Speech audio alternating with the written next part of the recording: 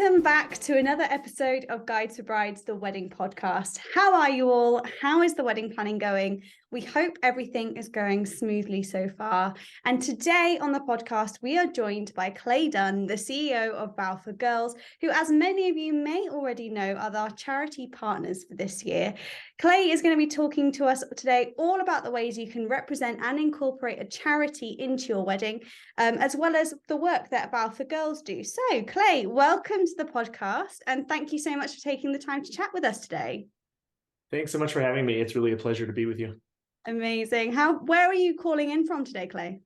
I am based in Brooklyn, New York, which is where I am today. I travel a lot for VOW to places all around the world, but happen to be home today. Amazing. So actually, you know what? This is probably one of our first international episodes, I would say, which is really exciting.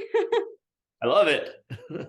So Clay, can you tell us a little bit more about VOW and most importantly, the work that VOW does? And I think when you explain it, the listeners will understand why VOW is our chosen charity partner.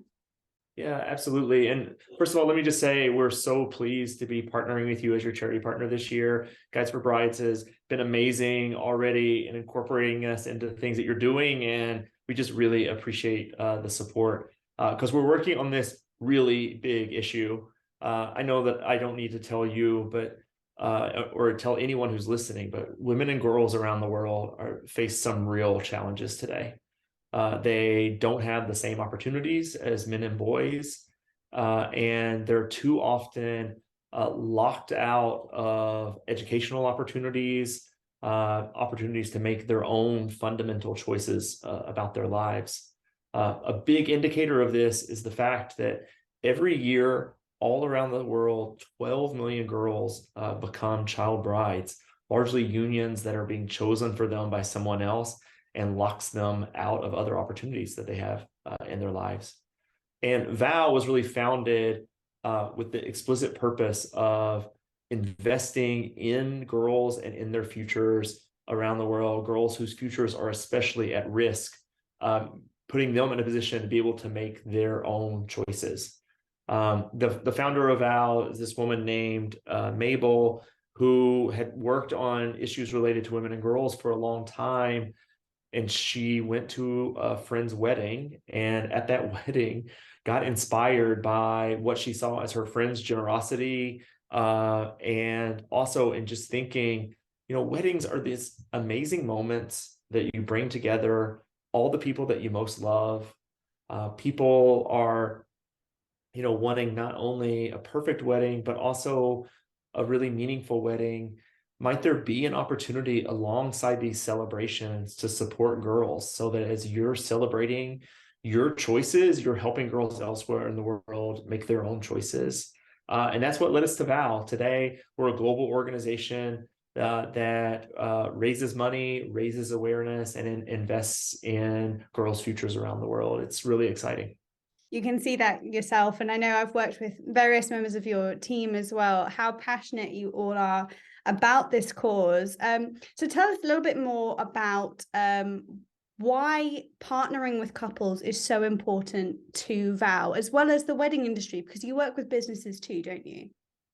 Yeah, absolutely. In building off of your comment, yes, we do have a lot of passion for this work because, like I'm assuming that we've had the opportunity to make our own choices, Absolutely. right? Like one reason that I'm really drawn to this work is, I grew up in a really rural part of the US, like in a place that's fairly poor and there isn't a lot of opportunity. And being able to get an education gave me an opportunity to build the life that I have today, right? And it's the same thing for girls around the world who need someone to believe in them and need someone to be advocating for their futures. Which is why we are so motivated around this work. We work with so many couples who are getting married, who live all around the world. Like we've had more than 8,000 couples who have made us part of their celebrations in some way.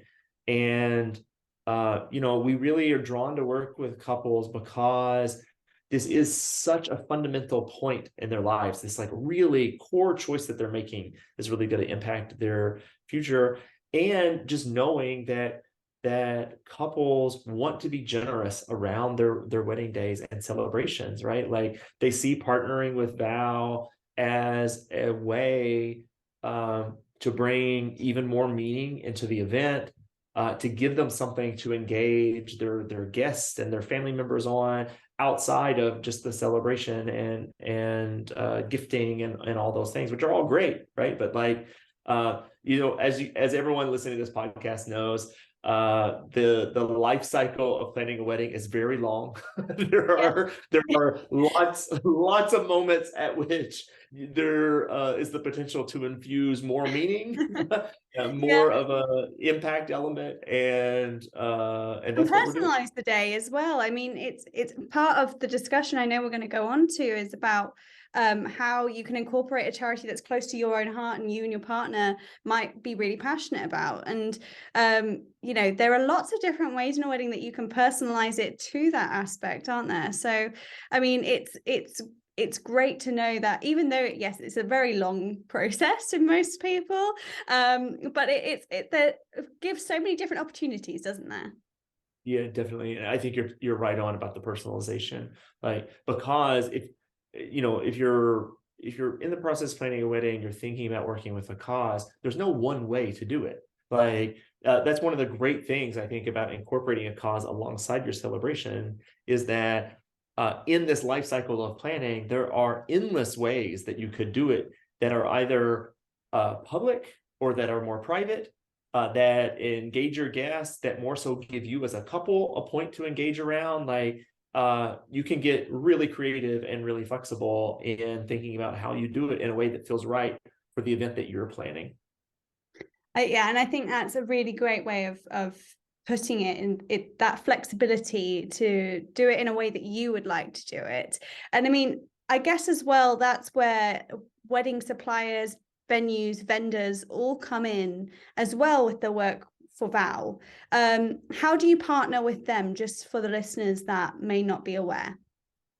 Definitely. So in addition to partnering with couples who are celebrating, we also partner with event professionals. We have a global network of event professionals today in 33 countries around the world who make us a part of their businesses in some way. They serve as advocates and ambassadors. They tell their clients about the opportunity to partner with VOW. They make us part of their business offerings, create packages that support us, which is really, really fun and also really creative on their part. Like, as you can imagine, people who work in the events industry are very creative and are all the time like bringing us new ideas for things that they want to do that could really be beneficial in helping us raise awareness and raise funds. And, I've especially loved working alongside leaders in the industry because they're so passionate and creative, and it shines through in just everything that they do. Yeah, that's a great way of putting it. Like, I think this is a cause that is quite core to our industry, I would say. And that's why we've chosen to partner with VOW. Is our team are also very passionate about this cause, and that's why we sort of use our awards event to raise funds for VOW. We talk about VOW to couples at our wedding fairs. We include them in our wedding fair bags, for example, the leaflets about the cause itself. But speaking of which, obviously couples may have causes that they're particularly passionate about as well. So how do you find the right charity to support for your wedding? Like, what things should couples be looking for? Yeah, I think it's a really good question because a lot of couples that we meet and engage, before we started talking to them, they weren't really thinking about doing a wedding charity, right? Like some couples are thinking about that from the get-go, but I'd say the majority of couples, like it's not on their initial thinking when they start the planning process. And I always tell couples who are considering aligning with a charity, one, to have some like really fundamental conversations with one another, like as a couple, right? Like think really broadly about like what are the themes like that where we could see ourselves supporting, right? Like what are the the issues that are happening in the world, that or in our own lives or in our families that really resonate with us. And like, what are those things that when you hear about them, they really sort of perk up for you, like you start to pay more attention.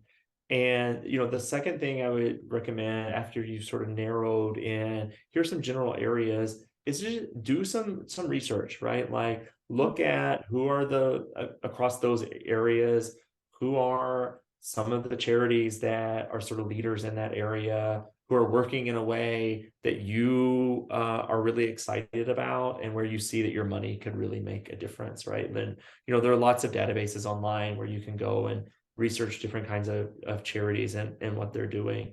And the third thing that I would do is I would reach out to the charity or a couple of them that you're considering. Like, try to speak to someone from there, read everything you can about them, see like how they're raising the money, where the money is being spent, and go through that sort of vetting process for yourself to really decide, like, this is really feeling like the right fit for us. It also, though, like, that is all said, that's like deep dive, right? Like, and like, not everyone has the time in their plan to like do vast amounts of research, right? Like, and I would say that's the case. Like, look to a charity partner who is vouched for by other people that you trust. So in the instance of, if you love Guides for Brides, like they're vouching for VOW for Girls, right? Like, there are other brands that you might love and support that like have charity partners that stick out to you.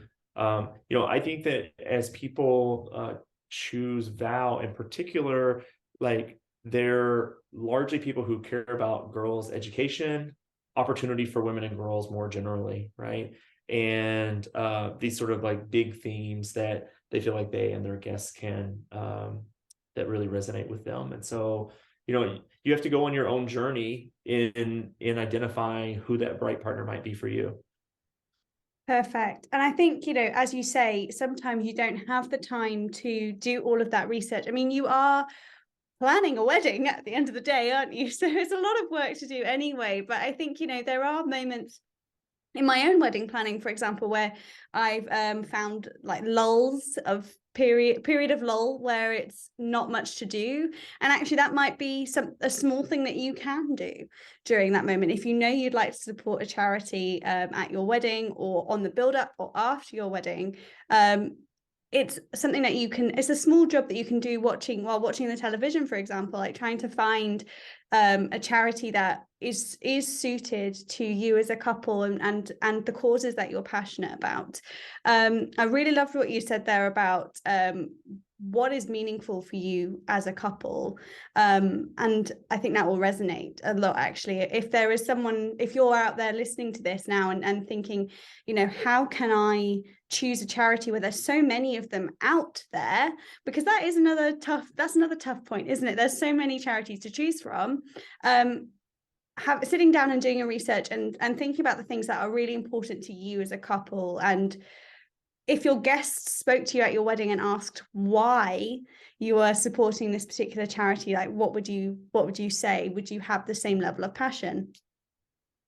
Yeah, absolutely. I think that's right on. Like, you need to be able to see especially if you want to do something that engages your guests, right? Like, you need to see yourself being able to speak to it, to incorporate it into some of your materials around your wedding. Like, yeah, in a way where you embrace it. I think, yeah, and speaking about incorporating it into some of the materials on your wedding, let's talk about the ways that you can support a charity on your wedding day. I mean, there are some really creative ways. I mean, let's start off with a few of the more well-known ways that you can do this. So, for example, donations in lieu of gifts, or in lieu of favors. So donating instead of giving your guests a wedding favor. Are there any more creative things that you've seen, Clay? Yeah, like, I'll share a little bit of my perspective on those that you mentioned as well. So a lot of people are doing donations in addition to or in lieu of gifts, like, and that works a couple ways, right? Like, a lot of couples are doing things like that are working with us where they're creating what we call a charitable registry. So they have like their gift registry, and then they also have a charitable registry. Charitable registry gives you a personalized website with like a web page where you get to put the photo that you want, talk about why you align with the cause, and it speaks to your guests about what the impact of specific donation amounts would be. It's really simple. It's easy to set up alongside our team. You get a customized short URL that you can put on your invitations or on your website, wherever you choose to promote it.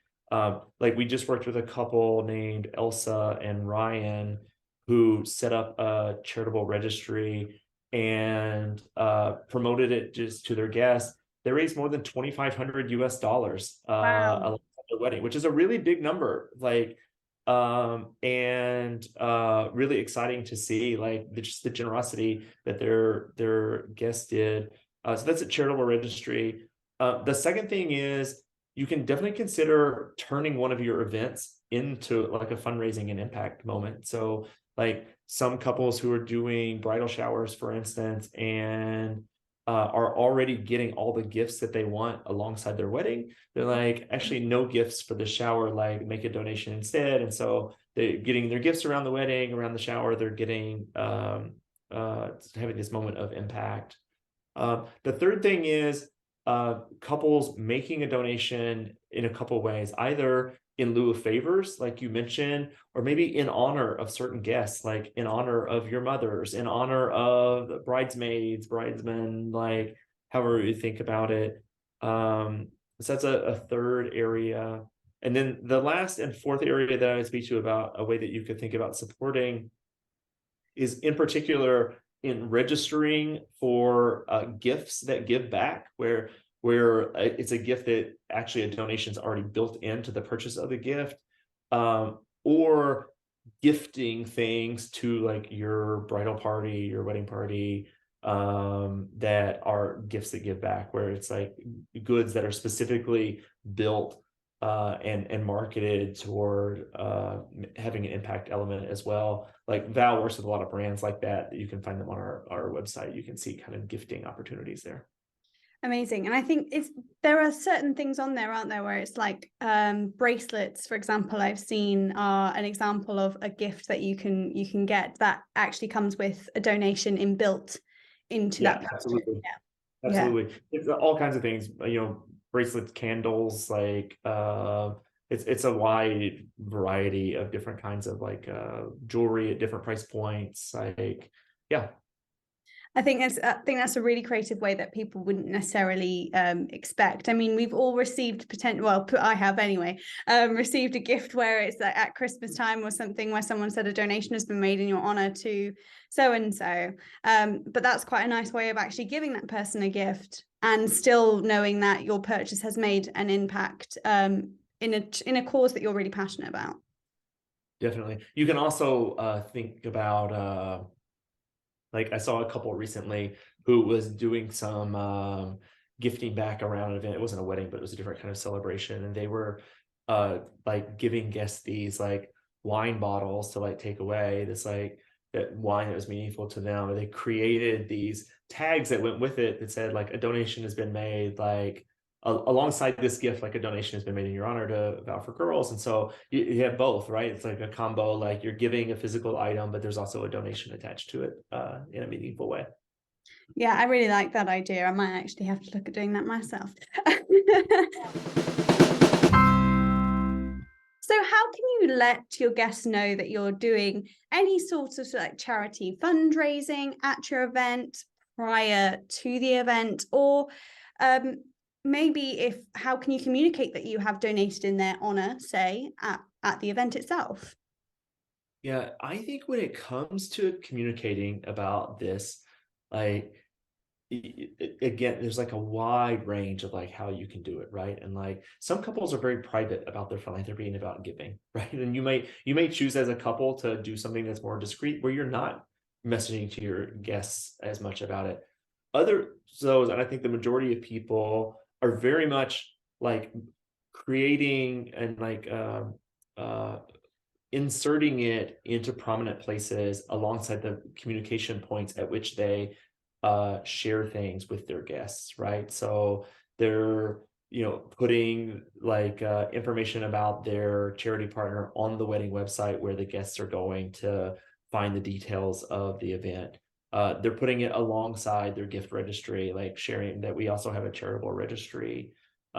Some couples who are hosting events are even including like their short URLs and other things on wedding materials, like an insert into invitations or on the printed or digital invitations.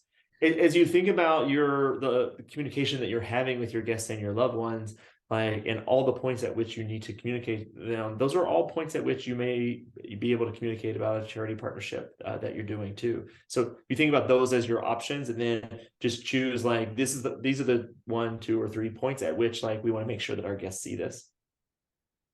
Yeah, I think that's a really good way of framing it as well, sort of identifying where you want your guests to see that message, and like what do you want to say in it as well, I guess. And speaking of which, like what kind of messaging would you want to include at those moments?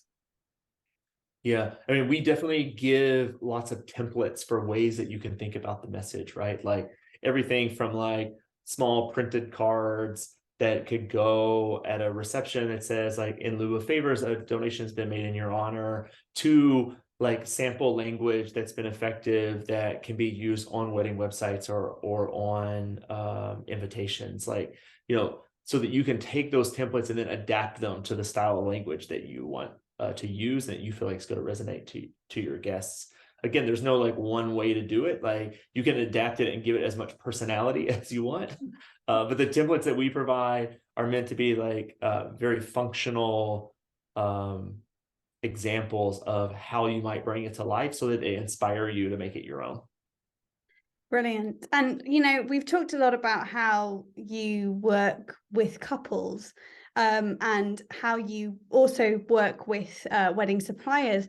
What else does VOW do to raise money for the causes that you support?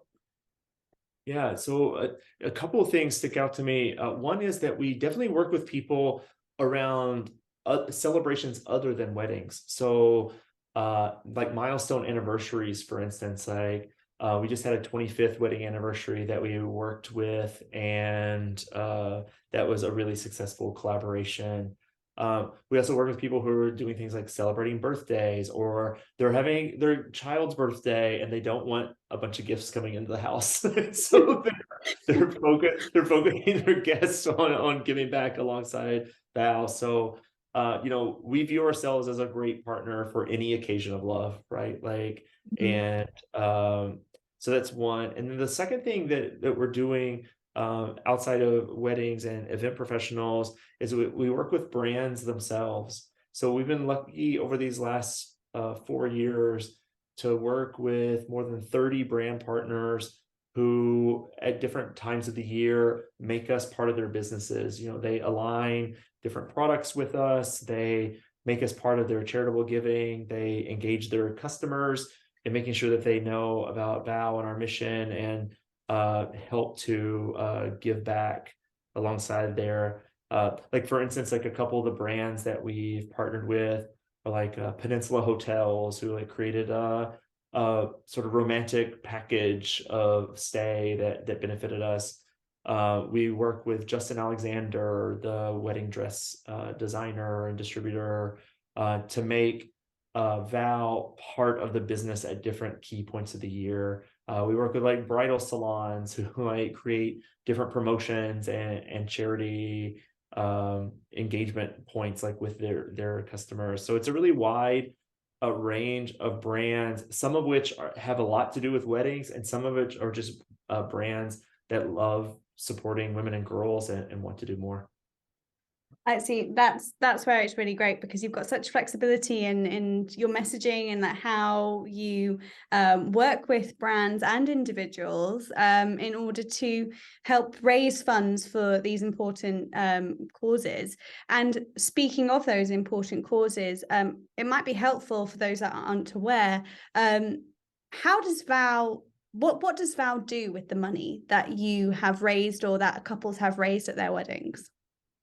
Yeah, I love this question. So we're doing something really, really unique, and I think really interesting. So the first thing I want to make sure that people know is that we fundraise separately for all of our core operational costs for VOW. So things like my time, my Zoom account, like all those things. And we do that so that we can tell people who are aligning their celebrations with us that 100% of everything that they raise goes directly to support the work, like goes directly to support girls themselves. So when we're fundraising alongside a wedding like Elsa and Ryan that I spoke about earlier, all the money that we raise with them is going to support girls at the community level. So our entire model with VOW is built around identifying amazing local organizations in communities where girls' futures are especially at risk and giving them much needed funding so that they can expand their work and reach more girls. So that largely looks like a local organization in a rural community that is a women-led organization, and they're in a position to be supporting girls to choose their own futures. So the other thing that we do is that we don't tell people what they need to be doing in their communities, right? Like I'm the last person who needs to show up in like Nepal or Uganda or the DRC, like any of these places where we're funding work and tell them like what they need to be doing. Like instead, we're identifying these amazing local leaders. We're telling them that we're making funding available for this purpose, and they're saying back to us, like, this is what I really want to do to support girls in my community if I was given funding. So because of that, what we're supporting is really diverse across communities, but it has a same themes. Like a lot of it is about education, like programs that are helping girls stay in school. We're paying for school fees, we're paying for transportation costs, we're paying for supplies. Another big theme is around job training and skilling, like making sure that girls are learning skills that help them earn an income, because poverty is a really big driver of girls being locked out of making their own choices. A third is around health, like making sure that girls know how pregnancy happens, how to avoid it, like other things that are impacting their health, like menstrual hygiene, like all these core issues that are also linked to their ability to stay in school often. And another category is things that are like a little different, but are just helping build girls' leadership and their own agency. So there are things like leadership clubs that are like giving girls a safe space to gather, to talk about challenges that they're facing, to learn about their rights and opportunities, or things like sports and drama clubs that are like engaging girls in activities while teaching them about their rights and building their agency at the same time. At the end of December, I was able to go to Nepal and see some of the work that we're funding. So today, VOW is funding just over 175 of these local organizations in 6 countries around the world. And later this year, we're going to make a really big expansion to a whole new set of countries. And while I was in Nepal, we visited probably about a dozen of the grantees that we have there. And one of them, I vividly remember, we're in this really rural community. We go to this school. They're hosting one of these leadership clubs that we're funding. And we sit in this like big circle with like different members of the community and then girls themselves who are in the programming. And eventually we ask, can we just speak to the girls so that they feel more free to talk about their experience? And it's a really incredible conversation, like hearing from them about what they've learned, like through being a part of the leadership club. But the moment that really sticks out to me is there was a girl sitting there in the circle named Manisha. And she said just very clearly, she said, 3 years ago, I started in this program. It was the same time that we started funding the program. She said, 3 years ago, I started in this program. And not long after, my parents came to me and told me that it was time for me to get married. I was 13 years old at the time. And Wow. she said, because of this program, I knew that it was illegal and that it was a violation of my rights. And I told them, no, I'm not going to do it. Like, I want to stay in school. Like, I don't want to marry this person that I don't know. And, she advocated really hard with her parents, and they were swayed by her argument and seeing that she wanted something very different for her life. She's like, 3 years later, she's still in school. She's still focused on her future. I think about her and then girls like her all over the world whose work that we're impacting. Like, women and girls receive very little philanthropic support globally. Like, it's like less than 2% of all philanthropic dollars globally go to support women and girls. And they and their futures are in such need of investment. And that's what we're doing with VOW, like trying to reach girls whose futures are especially at risk, putting much needed money into their communities so we can give them some opportunities to chart their own course. Wow, that is an amazing story. I have to say that that's why I think we partner with VOW as well, because for us, it's, love is our business, right? So it's being able to help girls be able to choose that on their own terms is really important to us as a business, and as a brand. And that stories like that just make it worthwhile, I think. Yeah, absolutely. I think the same thing. Like, and hers is one of many, many conversations I've had over these last 3.5 years that I've been doing this work, where I think like, wow, like, I'm not all the time like talking to like fancy wedding planners, corporate leaders, and like, trying to convince them like to make an investment in girls alongside us. And I meet people like Manisha, and I'm like, this is so deserving of time and money and investment. And every girl that we reach is like a girl whose like entire family and future will be impacted from there on, because she's able to make her own choices. And that's why I'm just really excited about the work and so appreciative of the support you're giving us. And I think it's a good moment to sort of say as well that we recently, at our customer service awards that we host every year, we've done it for 2 years in a row now, where we've supported VOW at the event, and we raised this year £1,200, which, when we did the maths, was enough to fund 8 girls to go to school for a year, which is really, really exciting, and everyone in the room was really Incredible. happy about that. So I think, let's wrap this up with your top tips, I guess, for couples who are wanting to support a charity, whether that's VOW, whether that's a charity they're exceptionally passionate about. What are your top tips for that? I think here are my top tips. Get ready. I think one, do it. Like, find something to support alongside your celebration. It does not have to be perfect, right? Like, and there are endless ways where you can do it. You do it, but like my top tip is, number one, make the decision to support a good cause alongside your planning. The second tip that I would offer is make it your own. Like, there's no one way to do this. Like, think about what is really important to you as a couple, what you think makes sense in the context of the event that you're planning. Find a place to put it in there that makes it feel great. It doesn't have to be overly serious. It can be super fun, right? Like, but make it your own in a way that, really makes it feel part of this like really meaningful event that you're putting together. It is a meaningful event, isn't it? It's a meaningful event for you as a couple. So why not add your charity that you're passionate about into that? Absolutely. It also helps you have an impact long after the wedding day, right? Like, find something to support that, like, you're bringing all these people together. You may be inviting your friends and family to join you in supporting this cause. Like, that moment will extend well beyond the day of your wedding and the impact that you make together. And then the third is like, don't be afraid to be passionate with your guests around what you're supporting, why you are, and inviting them to be a part of it.